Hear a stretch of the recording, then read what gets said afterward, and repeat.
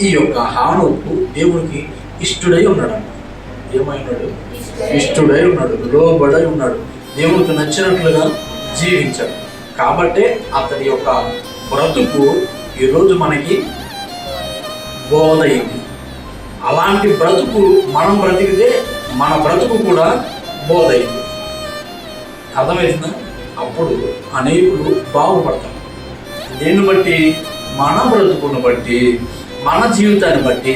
మీకు తెలుసా, ఒక కలెక్టరు, ఒక లాయరు, ఒక జడ్జి లేక ముఖ్యమంత్రి, ప్రధానమంత్రి చేయలేని పని నేను చేయగలం.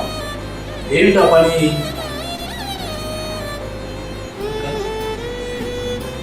ఎప్పుడు చేయగలము ఆ పని అంటే, బోధ బ్రతుకైనప్పుడు చేయగలం.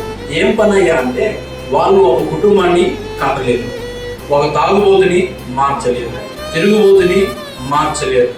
కానీ మనం చేయగలుగుతాం ఆ పని. ఎంత గొప్ప పని చెప్పండి, అవునా కదా? చాలా గొప్ప పని అది. అది జరగాలి అంటే మన బ్రతుకులే బోధపడాలి.